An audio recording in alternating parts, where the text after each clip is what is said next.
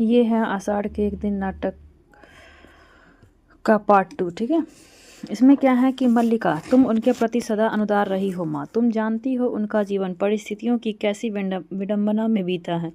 मातुल के घर में उनकी क्या दशा रही है। उन साधनहीन और अभावग्रस्त जीवन में विवाह की कल्पना ही कैसे की जा सकती थी अंबिका। और अब जबकि उसका जीवन साधारणहीन और अभावग्रस्त नहीं रहेगा।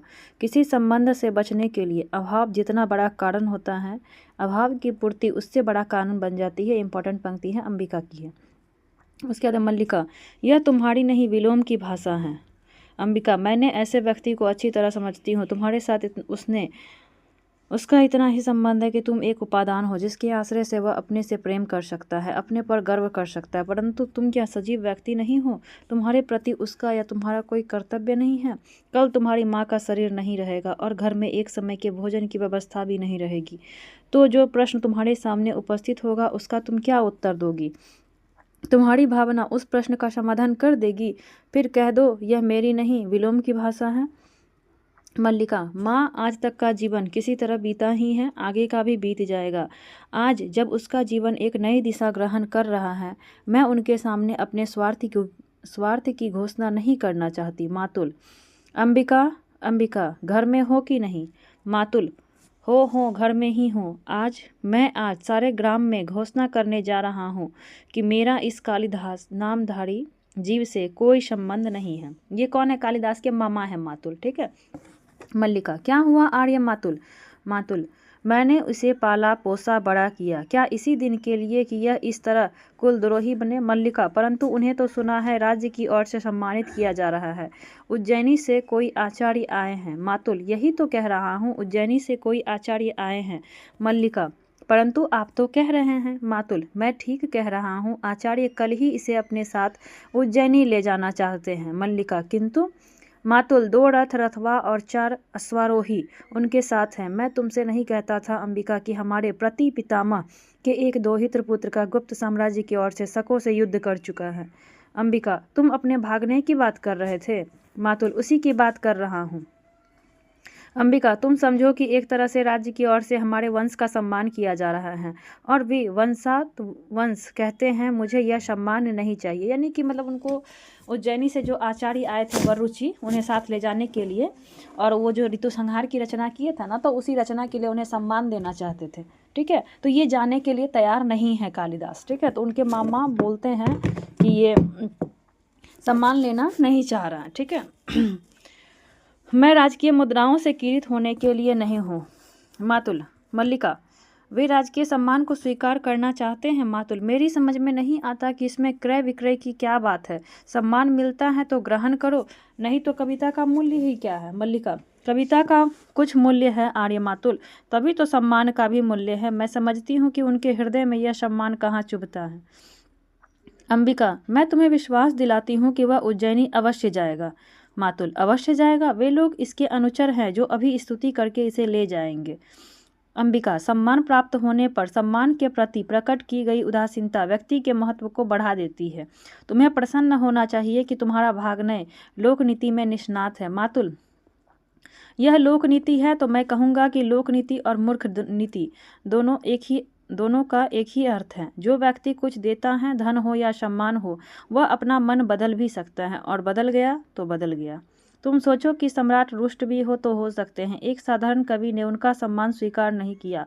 निक्षेप, मातुल, आप अभी तक यहाँ हैं और आचार्य आपकी प्रतीक्षा कर रहे हैं।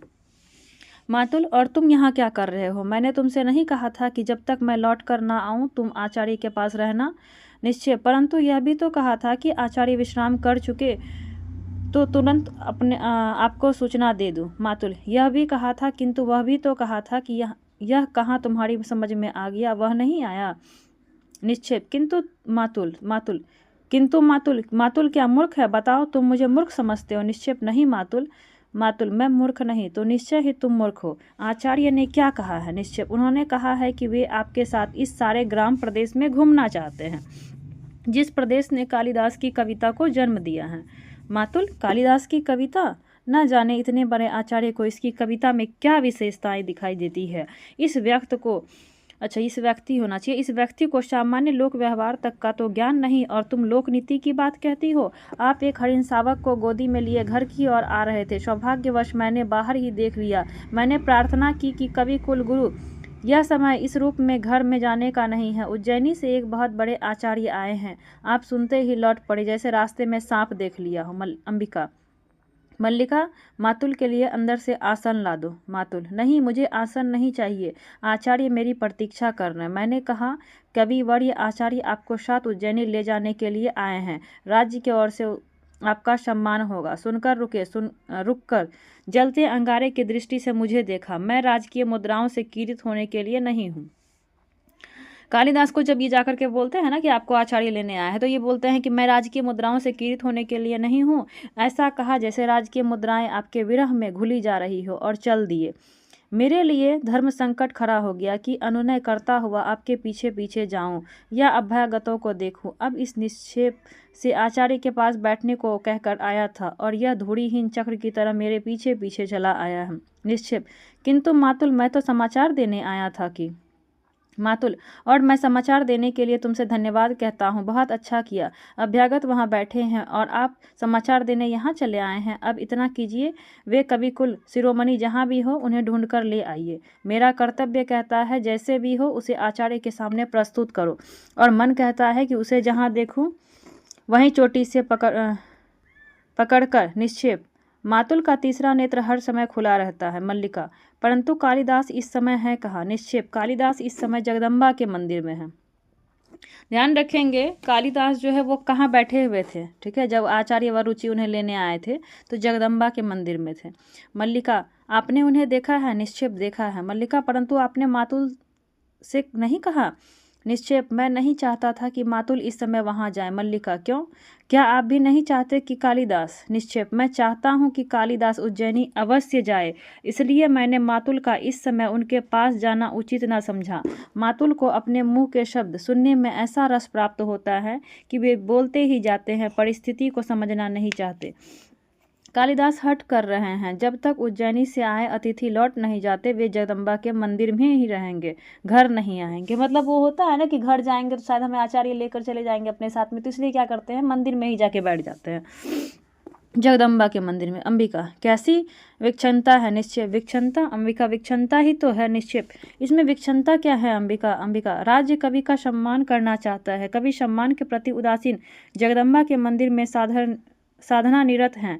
राज्य के प्रतिनिधि मंदिर में आकर कवि की अभ्यर्थना करते हैं। कवि धीरे धीरे आंख खोलता है। इतना बड़ा नाटक करना विक्षणता नहीं है तो? निक्षेप, कालिदास नाटक नहीं कर रहे हैं। अंबिका, मुझे विश्वास है कि उन्हें राज्य के सम्मान का मोह नहीं है। वे सचमुच इस पर्वत भूमि को छोड़कर नहीं जाना चाहते। अंबिका, नहीं चाहता हूँ। निक्षेप, मातुल का या किसी का भी उनका हट छुड़ा सकता है। मातुल का या किसी का भी आग्रह उनका हट नहीं छुड़ा सकता है। केवल एक व्यक्ति है जिसके अनुरोध से संभव है वह यह हट छोड़ दे। अंबिका, हमारे घर में किसी को उसके हट छोड़ने या न छोड़ने से कोई प्रयोजन नहीं है। निक्षेप, कालिदास अपनी भावुकता में भूल रहे हैं कि इस अवसर का तिरस्कार करके वे बहुत कुछ खो बैठेंगे। योग्यता, ये पंक्ति इस बार एनटीए पूछी हुई थी 25 वाले पेपर, हाँ 25 में है। निक्षेप, योग्यता 1/4 व्यक्तित्व का निर्माण करती है, शेष पूर्ति प्रतिष्ठा द्वारा होती है। यह पंक्ति निम्न में से कौन से पात्र के द्वारा कहा गया था? तो निक्षेप की यह पंक्ति थी। कालिदास को राजधानी अवश्य जाना चाहिए। अंबिका, तो उसमें बाधा क्या है? निक्षेप, मैंने अनुभव किया कि उनके हट के मूल में कहीं गहरी कटुता की रेखा है। मल्लिका, मैं जानती हूँ वह रेखा कहाँ है। कुछ समय पहले एक राजपुरुष से उनका सम्मान हो चुका है। निक्षेप, उस कटुता को केवल तुम ही दूर कर सकती हो। मल्लिका, अवसर किसी की प्रतीक्षा नहीं करता। कालिदास यहाँ से नहीं जाते तो राज्य को कोई हानि नहीं होगी। राजकवि का आसन रिक्त नहीं रहेगा, परंतु कालिदास जो आज हैं जीवन भर वही रहेंगे, एक स्थानीय कवि। जो लोग आज ऋतु संहार की प्रशंसा कर रहे हैं वे भी कुछ दिनों में उन्हें भूल जाएंगे। मल्लिका, नहीं, उन्हें इस सम्मान का तिरस्कार नहीं करना चाहिए। यह सम्मान उनके व्यक्तित्व का है। उन्हें अपने व्यक्तित्व को उसके अधिकार से वंचित नहीं करना चाहिए। चलिए, मैं आपके साथ जगदम्बा के मंदिर में चलती हूँ। तो मल्लिका जो है निक्षेप के साथ वो चली जाती है जगदम्बा के मंदिर कालिदास को मनाने के लिए। अंबिका, मल्लिका, माँ। अंबिका, मुझे एक बाहर के व्यक्ति के सामने कहना होगा कि मैं इस समय तुम्हारे वहाँ जाने के पक्ष में नहीं हूँ। इसकी माँ इसका विरोध करती है कि तुम वहाँ मत जाओ। निक्षेप, निक्षेप बाहर का व्यक्ति नहीं है अंबिका। मल्लिका, यह एक महत्वपूर्ण क्षण है माँ, मुझे इस समय अवश्य जाना चाहिए। आइए आर्य। निक्षेप, निक्षेप, क्षमा चाहता हूँ अंबिका। अंबिका, भावना, ओह। विलोम, घिरे हुए मेघों ने आज अंधकार कर दिया है अंबिका, या तुम्हें समय का ज्ञान नहीं रहा। आश्चर्य है, तुमने दीपक नहीं जलाया। अंबिका, विलोम, तुम यहाँ क्यों आए हो। विलोम, दीपक जला दूं। अंबिका, चले जाओ विलोम, तुम जानते हो कि तुम्हारा यहाँ आना विलोम, मल्लिका को सह नहीं है। जानता हूँ अंबिका, मल्लिका बहुत भोली है, वह लोक जीवन के संबंध में कुछ नहीं जानती। वह नहीं चाहती कि मैं इस घर में आऊँ, क्योंकि कालिदास नहीं चाहता। क्योंकि कालिदास और मल्लिका के बीच जो प्रेम संबंध जो भी रही है, ठीक है, तो ये विलोम जो है बीच में आता है ना, तो कालिदास को ये चीज़ पसंद नहीं है कि इसके घर आए, ठीक है। और ये क्या करता है कि अंबिका के पास जो होता है ना, कालिदास के बारे में बहुत सारी बातें करता है कि वो विवाह क्यों नहीं करना चाहता, इसके साथ रहता है जब पूरे नगर भर में ये चर्चा है। तो ये सब बात जो बोलता है, तो अंबिका को, तो मल्लिका को भी ये चीज़ पसंद नहीं है कि क्यों हमारे घर में आके मेरी माँ के कानों में ये सब बात ये कहता है। और कालिदास क्यों नहीं चाहता, क्योंकि मेरी आंखों में उसे अपने हृदय का सत्य झांकता दिखाई देता है, उसे उलझन होती है। किंतु तुम तो जानती हो अंबिका, मेरा एकमात्र दोष यह है कि मैं जो अनुभव करता हूँ स्पष्ट कह देता हूँ। अंबिका, मैं इस समय तुम्हारे दोष अदोष का विवेचन नहीं करना चाहती। विलोम, देख रहा हूँ इस समय तुम बहुत दुखी हो, और तुम दुखी कब नहीं रही। अंबिका, तुम्हारा तो जीवन ही पीड़ा का इतिहास है, पहले से कहीं दुबली हो गई हो। सुना है कालिदास उज्जैनी जा रहे हैं, ये खबर लेके आया है। अंबिका, मैं नहीं जानती। विलोम, राज्य की ओर से उसका सम्मान होगा, कालिदास राजकवि के रूप में उज्जैनी में रहेगा। मैं समझता हूँ कि उसके जाने से पहले ही उसका और मल्लिका का विवाह हो जाना चाहिए। इस संबंध में तुमने सोचा तो होगा। अंबिका, मैं इस समय कुछ भी सोचना नहीं चाहती। विलोम, तुम मल्लिका की माँ इस विषय में सोचना नहीं चाहती, आश्चर्य है। अंबिका, मैंने तुमसे कहा है विलोम, तुम चले जाओ। विलोम, कालिदास उज्जैनी चला जाएगा और मल्लिका, जिसका नाम उसके कारण सारे प्रांतर में अपवाद का विषय बना है, पीछे यहाँ पड़ी रहेगी। क्यों अंबिका, क्यों तुमने इतने वर्ष साड़ी पीरा, क्या इसी दिन के लिए सही है। दूर से देखने वाला भी जान सकता है इन वर्षों में तुम्हारे साथ क्या क्या बीता है। समय ने तुम्हारे मन, शरीर और आत्मा की इकाई को तोड़ कर रख दिया है। तुमने तिल तिल करके अपने को गलाया है कि मल्लिका को किसी अभाव का अनुभव ना हो, और आज जबकि उसके लिए जीवन भर के अभाव का प्रश्न सामने है, तुम कुछ सोचना नहीं चाहती। अंबिका, तुम यह सब कहकर मेरा दुख कम नहीं कर रहे हो। विलोम, मैं अनुरोध करती हूँ कि तुम इस समय मुझे अकेली रहने दो। विलोम, मैं इस समय अपना तुम्हारे पास होना बहुत आवश्यक समझता हूँ। अंबिका, मैं ये सब बातें तुमसे नहीं, उससे कहने के लिए आया हूँ। आशा कर रहा हूँ कि वह मल्लिका के साथ अभी यहाँ आएगा। मैंने मल्लिका को जगदम्बा के मंदिर की ओर जाते देखा है, मैं यही उसकी प्रतीक्षा करना चाहता हूँ। कालिदास, अधिक प्रतीक्षा करनी नहीं पड़ेगी विलोम, अब ये दोनों आ गए हैं, मल्लिका और कालिदास। मैं जानता हूँ कि तुम यहाँ किस समय और क्यों मेरे साक्षात्कार के लिए उत्सुक होते हो। कहो, आजकल किस नए छंद का अभ्यास कर रहे हो। तो विलोम की पंक्ति है, इम्पॉर्टेंट है, कि छंदों का अभ्यास मेरी वृत्ति नहीं है। कालिदास, मैं जानता हूँ कि तुम्हारी वृत्ति दूसरी है, उस वृत्ति ने संभवतः छंदों का अभ्यास सर्वथा छुड़ा दिया है। विलोम, आज निसंदेह तुम छंदों के अभ्यास पर गर्व कर सकते हो। सुना है राजधानी से निमंत्रण आया है। कालिदास, सुना तो मैंने भी है, तुम्हें दुख हुआ। विलोम, दुख, हाँ हाँ हाँ, बहुत। एक मित्र के बिछोड़ने का किसे दुख नहीं होता। कल ब्रह्म मुहूर्त में ही चले जाओगे। कालिदास, मैं नहीं जानता। विलोम, मैं जानता हूँ, आचार्य कल ब्रह्म मुहूर्त में ही लौट जाना चाहते हैं। राजधानी के वैभव में जाकर ग्राम प्रांतर को भूल तो नहीं जाओगे। सुना है वहाँ जाकर व्यक्ति बहुत व्यस्त हो जाता है। वहाँ के जीवन में कई तरह के आकर्षण हैं, रंगशालाएं, मदिरालयें और तरह तरह की विलास भूमियाँ। मल्लिका, आर्य विलोम, यह समय और स्थान इन बातों के लिए नहीं है। मैं इस समय आपको यहाँ देखने की आशा नहीं कर रही थी। मल्लिका को बिल्कुल भी पसंद नहीं है कि विलोम उसके घर में आए। विलोम, मैं जानता हूँ तुम इस समय मुझे यहाँ देखकर प्रसन्न नहीं हो, परंतु मैं अंबिका से मिलने आया था, बहुत दिनों से भेंट नहीं हुई थी, यह कोई ऐसी अप्रत्याशित बात नहीं है। कालिदास, विलोम का कुछ भी करना अप्रत्याशित नहीं है। हाँ, कई कुछ ना करना अप्रत्याशित हो सकता है। विलोम, यह वास्तव में प्रसन्नता का विषय है कालिदास कि हम दोनों एक दूसरे को इतनी अच्छी तरह समझते हैं। निस्संदेह मेरे स्वभाव में ऐसा कुछ नहीं है जो तुमसे छिपा हो। विलोम क्या है? एक असफल कालिदास, और कालिदास क्या है? एक सफल विलोम। हम कहीं एक दूसरे के बहुत निकट पड़ते हैं। ये पंक्ति विलोम की है। कालिदास, निस्संदेह सभी विपरीत एक दूसरे के बहुत निकट पड़ते हैं। विलोम, अच्छा है, तुम इस सत्य को स्वीकार करते हो। मैं उस निकटता के अधिकार से तुमसे एक प्रश्न पूछ सकता हूँ? संभव है फिर कभी तुमसे बात करने का अवसर ही प्राप्त ना हो। एक दिन का व्यवधान तुम्हें हमसे बहुत दूर कर देगा ना? कालिदास, वर्षों का व्यवधान भी विपरीत को विपरीत से दूर नहीं करता। मैं तुम्हारा प्रश्न सुनने के लिए उत्सुक हूँ। विलोम, मैं जानना चाहता हूँ कि तुम अभी तक वही कालिदास हो ना? कालिदास, मैं तुम्हारा अभिप्राय नहीं समझ सका। विलोम, मेरा अभिप्राय है कि तुम अभी तक वही व्यक्ति हो ना जो कल तक थे। मल्लिका, आर्य विलोम, मैं इस प्रकार की अनर्गलता क्षम्य नहीं समझती। विलोम, अनर्गलता? इसमें अनर्गलता क्या है? मैं बहुत सार्थक प्रश्न पूछ रहा हूँ। क्यों कालिदास, मेरा प्रश्न सार्थक नहीं है? क्यों अंबिका? अंबिका, मैं इस संबंध में कुछ नहीं जानती और ना ही जानना चाहती हूँ। विलोम, ठहरो अंबिका, आज तक ग्राम प्रांतर में कालिदास के साथ मल्लिका के संबंध को लेकर बहुत कुछ कहा जाता रहा है। मल्लिका, आर्य विलोम, आप? विलोम, उसे दृष्टि में रखते हुए क्या यह उचित नहीं है कि कालिदास यह स्पष्ट बता दे कि उसे उज्जैनी अकेले ही जाना है या यानी मल्लिका के साथ? मल्लिका, कालिदास आपके किसी भी प्रश्न का उत्तर देने के लिए बाध्य नहीं है। विलोम, मैं कब कहता हूँ कि बाध्य है, परंतु संभव है कालिदास का अंतःकरण उसे उत्तर देने के लिए बाध्य करे। क्यों कालिदास? कालिदास, मैं तुम्हारी प्रशंसा करने के लिए अवश्य बाध्य हूँ। तुम दूसरों के घर में ही नहीं, उनके जीवन में भी अनधिकार प्रवेश कर जाते हो। ये पंक्ति कालिदास की है और ये बात वो विलोम से कह रहे हैं।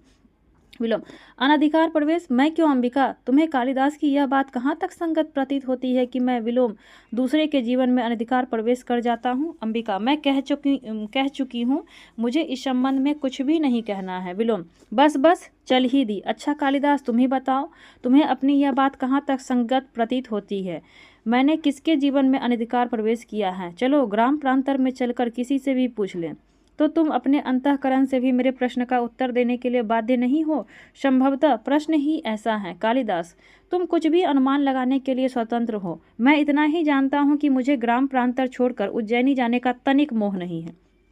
विलोम, निस्संदेह तुम्हें ऐसा मोह क्यों होगा? साधारण व्यक्ति को हो सकता है, तुम्हें क्यों होगा? परंतु मैं केवल इतना जानना चाहता था कि यदि ऐसा हो, क्षण भर के लिए स्वीकार कर लिया जाए कि तुम जाने का निश्चय कर लो, तो उस स्थिति में क्या यह उचित नहीं?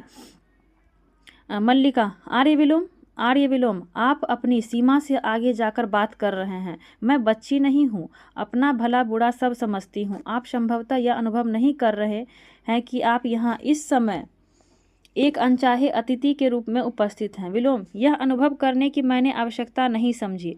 तुम मुझसे घृणा करती हूँ, मैं जानता हूँ, परंतु मैं तुमसे घृणा नहीं करता। मेरे यहाँ होने के लिए इतना ही पर्याप्त है।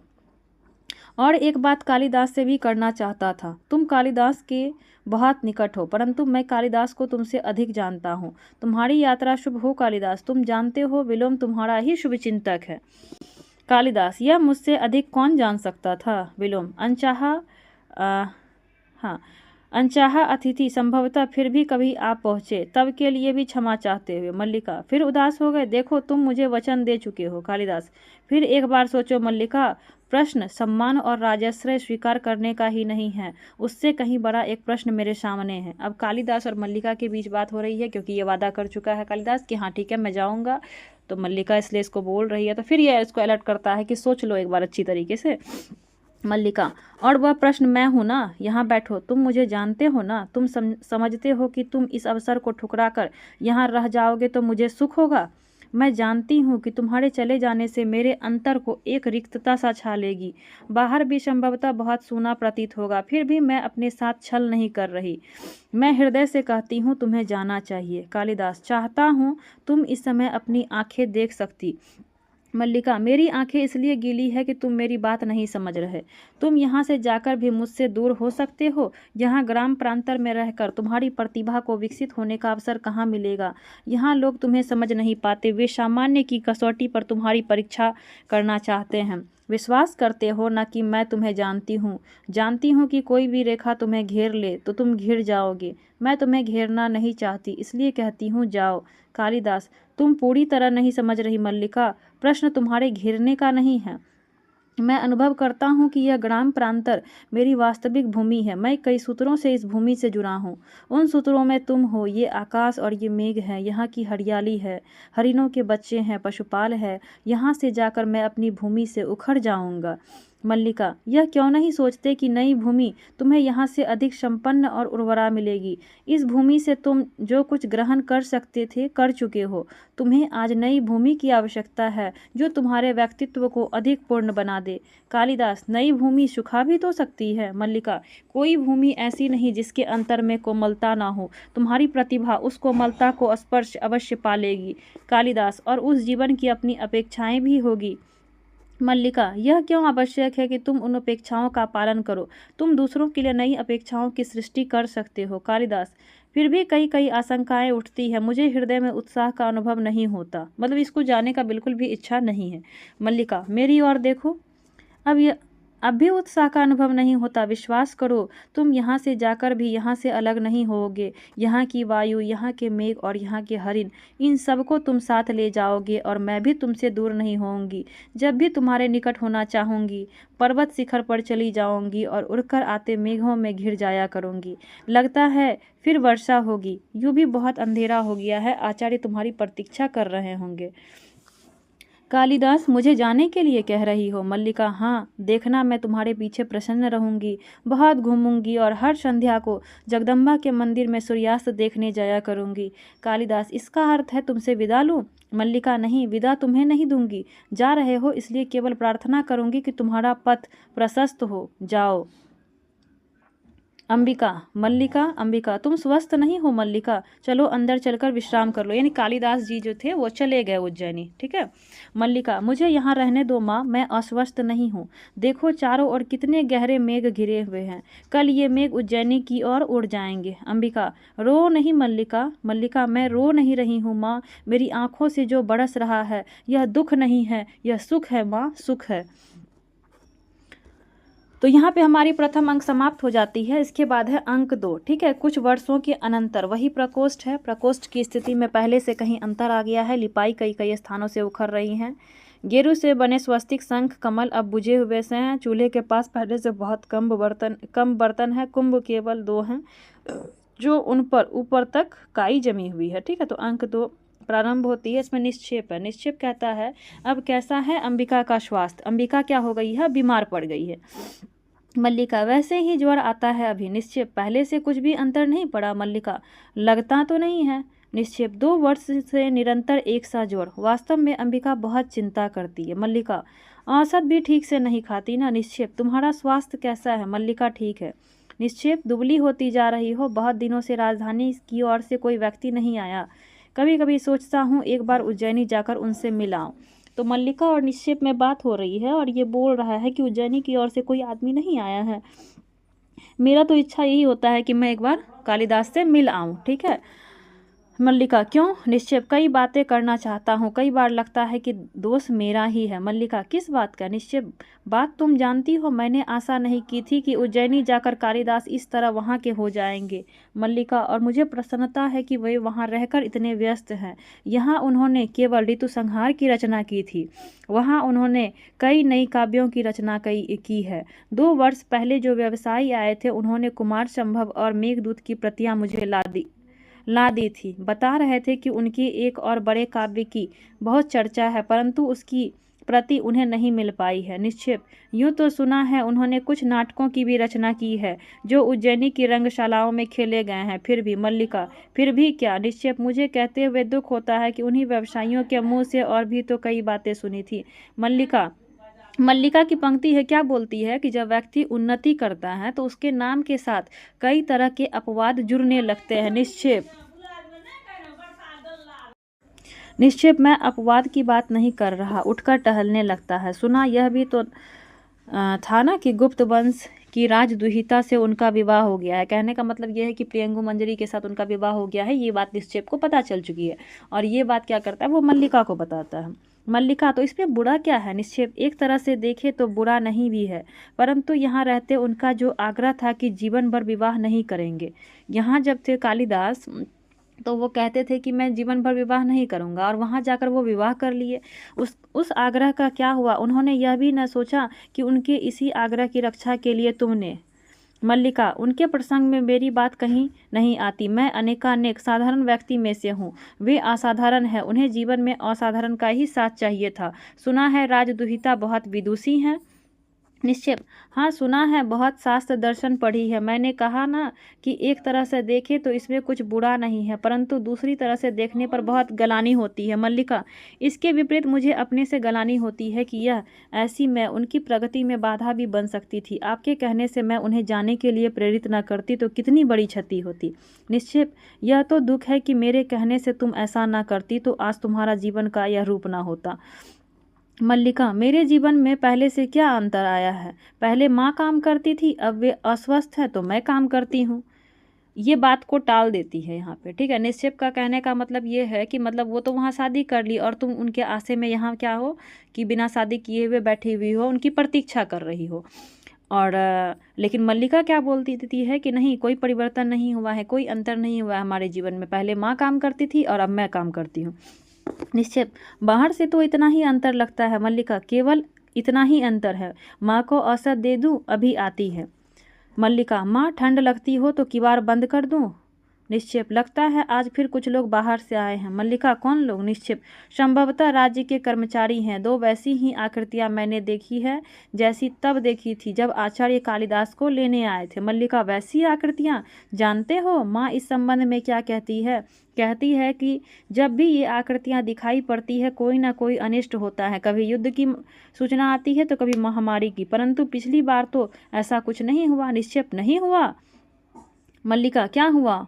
और जो हुआ वह तो अच्छा ही था। हवा में आजकल इतनी नमी रहती है कि वस्त्र घंटों नहीं सूखते। निश्चिप, हाँ हाँ नहीं, परंतु नहीं कैसे? मल्लिका, सहसा उत्तेजित क्यों हो उठे आर्य? निश्चिप, मैंने अभी एक और आकृति को घोड़े पर जाते देखा है। मल्लिका, तो क्या हुआ? आपको भी माँ की तरह अनिष्ट की आशंका हो रही है? निश्चिप, वह एक बहुत परिचित आकृति है मल्लिका। मल्लिका, परिचित आकृति? निश्चिप, मुझे विश्वास है कि वे स्वयं कालिदास हैं। मल्लिका, कालिदास? यह कैसे संभव है? निश्चिप, मैंने अपनी आंखों से देखा है, वे घोड़ा दौड़ाते पर्वत की शिखर की ओर गए हैं। इस राजसी वेशभूषा में और कोई उन्हें ना पहचान पाए। निश्चिप की आंखें पहचानने में भूल नहीं कर सकती। मैं अभी जाकर देखता हूँ, राज्य कर्मचारी भी अवश्य उन्हीं के साथ आए होंगे। मल्लिका, वे आए हैं और पर्वत शिखर की ओर गए हैं। रंगिनी, इससे पूछ, हम अंदर आ सकती हैं? संगिनी, तू पूछ। तो ये रंगिनी संगिनी जो है ना, वो इस नगर में जहाँ मतलब मल्लिका यानी कालिदास जहाँ रहते थे, तो यहाँ पे ही वो आई हुई हैं और वो मल्लिका से मिलती हैं और बोलती है, ये दोनों नागरी हैं, उज्जैनी से आई हुई है, और पूछती है कि इनसे पूछ, अंदर आ सकती हैं? तो ये दोनों अब मल्लिका से बात करेगी। रंगिनी बोलती है, इससे पूछ, हम अंदर आ सकती है? संगिनी, तू पूछ। रंगिनी, अच्छा मैं पूछती हूँ। सुनो, यह तुम्हारा घर है? मल्लिका, हाँ हाँ आइए, आप मेरे यहाँ आई हैं। रंगिनी, हम विशेष रूप से किसी के यहाँ नहीं आई, समझ लो यूं ही आई है, ग्राम प्रदेश में घूमती हुई। संगिनी, तुम यहाँ के घर देखना चाहती है? रंगिनी, यहाँ के जीवन का अध्ययन करना चाहती है। संगिनी, और पहले मैं परिचय दे दूँ, यह है रंगिनी। तो संगिनी परिचय दे रही है रंगिनी का। क्या बोलती है कि यह है रंगिनी, उज्जैनी के नाट्य केंद्र में नृत्य का अभ्यास करती है, नाटक लिखने में भी इसकी रुचि है। तो रंगिनी जो है वो नाट्य केंद्र में क्या करती थी? नृत्य का अभ्यास से करती थी और साथ में इसकी नाटक लिखने की भी रुचि है। तो रंगिनी बोलती है, और यह है संगिनी, उसी केंद्र में मृदंग और वीणा वादन सीखती है, बहुत सुंदर प्रणय गीत लिखती है। अब गद्य की ओर आ रही है। और तुम्हारा परिचय? संगिनी, तुमने अपना परिचय नहीं दिया। मल्लिका, मेरा परिचय कुछ भी नहीं है, आइए यहाँ आसन पर बैठिए। संगिनी, तुम बैठने के लिए नहीं, अध्ययन करने के लिए आई है। इस स्थान को आप लोग क्या कहते हैं? मल्लिका, किस स्थान को? रंगिनी, इसका अभिप्राय इस सारे स्थान से है जहाँ इस समय हम हैं, उज्जैनी में हम इसे प्रकोष्ठ कहते हैं। यहाँ तुम लोग क्या कहते हो? मल्लिका, प्रकोष्ठ। रंगिनी, प्रकोष्ठ को तुम लोग भी प्रकोष्ठ कहते हो, और इसे? मल्लिका, कुंभ। रंगिनी, कुंभ, प्रकोष्ठ को प्रकोष्ठ और कुंभ को कुंभ। संगिनी, देखो यहाँ के कुछ स्थानीय शब्द नहीं है। मल्लिका, स्थानीय शब्द? संगिनी, हाँ, आंचलिक शब्द, जैसे पतंजलि में पतंजलि ने लिखा है कि यदवा को कुछ लोग यरवा बोलते हैं और तद्वा को तरवा। यरवान अस्तवार्ण ऋष्यो बभुवा।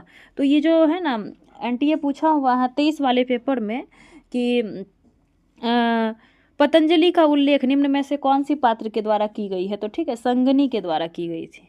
ठीक है, ध्यान रखेंगे। मल्लिका, मुझे इतना ज्ञान नहीं। संगिनी, देखो हम कुछ ऐसी बातें जानना चाहती है जिनका संबंध यहाँ के और यहाँ केवल यहाँ के जीवन से हो। तुम्हारे घर और वस्त्र तो लगभग हमारे जैसे हैं। यहाँ के जीवन की अपनी विशेषता क्या है? मल्लिका, यहाँ के जीवन की अपनी विशेषता है, मैं नहीं जानती। हमारा जीवन हर दृष्टि से बहुत साधारण है। संगिनी, यह मैं नहीं मान सकती। इस प्रदेश ने कालिदास जैसी असाधारण प्रतिभा को जन्म दिया है। यहाँ की तो प्रत्येक वस्तु असाधारण होनी चाहिए। रंगिनी, देखो मैं तुम्हें समझती हूँ। बात यह है कि राजकीय नियोजन से हम दोनों कवि कालिदास के जीवन की पृष्ठभूमि का अध्ययन कर रही हैं। तुम समझ सकती हो कि यह कितना बड़ा और महत्वपूर्ण कार्य है, परंतु यहाँ घूमकर हम तो लगभग निराश हो चुकी हैं। यहाँ कुछ सामग्री है ही नहीं। संगिनी, अच्छा, यहाँ की कुछ वनस्पतियों के नाम बताइए। मल्लिका, कैसी वनस्पति? संगिनी, कैसी वनस्पति? जैसे कालिदास ने कुमार संभव में लिखा है, भास्वंती रत्नानि मौषधीश्च। ये प्रकाश देने वाली औषधियाँ कौन सी है? मल्लिका, औषधियाँ प्रकाश नहीं देती। संगिनी, औषधियाँ प्रकाश नहीं देती? तुम्हारा अभिप्राय यह है कि कालिदास ने जो लिखा है वो झूठ है? मल्लिका, उन्होंने कुछ भी झूठ नहीं लिखा है। उन्होंने तो लिखा है कि रंगिनी, रहने दे संगिनी, यह यहाँ के संबंध में विशेष कुछ नहीं जानती। संगिनी, अच्छा, तुम्हारा बहुत समय नष्ट किया, क्षमा करना, चल रंगिनी। मल्लिका, आज वर्षों के बाद तुम लौटकर आए हो। सोचती थी तुम आओगे तो उसी तरह मेघ गिरे होंगे, वैसा ही अंधेरा सा दिन रहेगा, वैसे ही एक बार वर्षा में भीगूंगी और तुमसे कहूँगी कि देखो मैंने ये सब तुम्हारी सब रचनाएं पढ़ी है। उज्जैनी की ओर जाने वाले व्यवसायियों से कितना कितना कहकर मैंने तुम्हारी रचनाएं मंगवाई। सोचती थी तुम्हें मेघदूत की पंक्तियाँ गा गा कर सुनाऊंगी, पर्वत शिखर से घंटा ध्वनियाँ गूंज उठेगी और मैं अपनी यह भेंट तुम्हारे हाथों में रख दूंगी। कहूँगी कि देखो ये तुम्हारी नई रचना के लिए हैं। ये कोरे पृष्ठ मैंने अपने हाथों से बनाकर सिए हैं। इन पर तुम जब भी जो लिखोगे उसमें मुझे अनुभव होगा कि मैं भी कहीं हूँ, मेरा भी कुछ है। परंतु आज तुम आए हो तो सारा वातावरण ही और है, और नहीं सोच पा रही हूँ कि तुम भी वही हो या अनुस्वार। मुझे विश्वास है मैं इस समय मल्लिका के सामने खड़ा हूँ। मल्लिका, कहिए। अनुस्वार, देव मातृगुप्त अनुचरण का अभिवादन स्वीकार कीजिए। तो पहले